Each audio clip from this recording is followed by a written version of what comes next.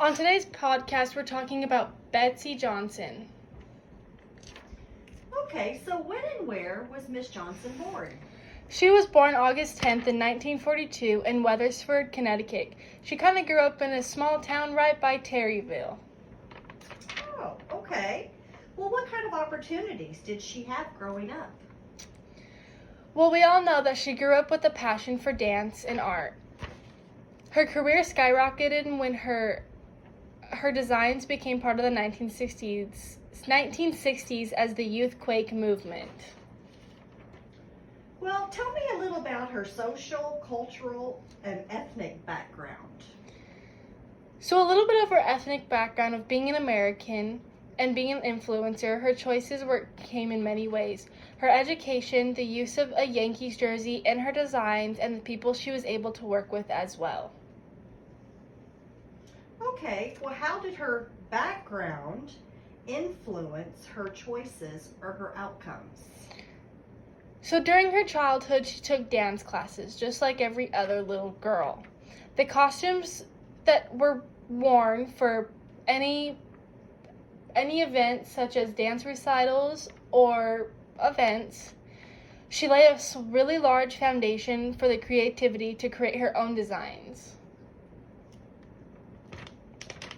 Okay, well, give me a description of her contributions. Like, what did she do that was memorable?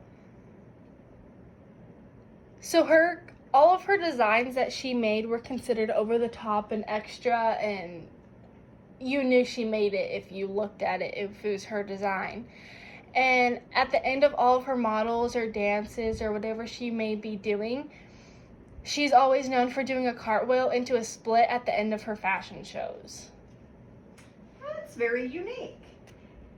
How has her work helped shape American society? She's really been creating creative, outgoing art for about 55 years now, allowing people to express themselves. Interesting gateway of creativity.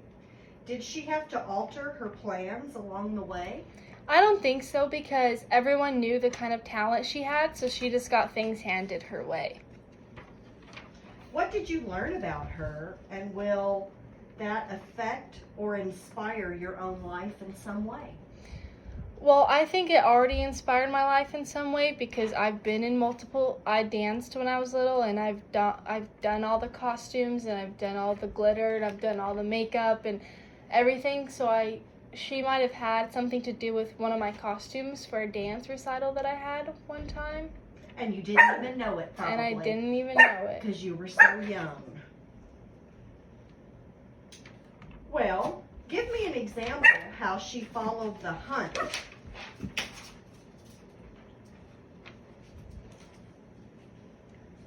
So she knew what she was after and she took it. So H would be hardness of your vision. So she knew what she was looking for and she knew what she wanted to do. It just came naturally to her. Next would be she never let barriers stop her from what she wanted to do. She always found a way around for doing what she wanted to do. And next would be network, but she didn't have to find anybody to help her because she figured that she can do it all on her own, and she did. Her first step was just creating her art, creating her designs, creating her artwork, her dances, being herself. She didn't have to do anything. She was just being herself and doing what she loved.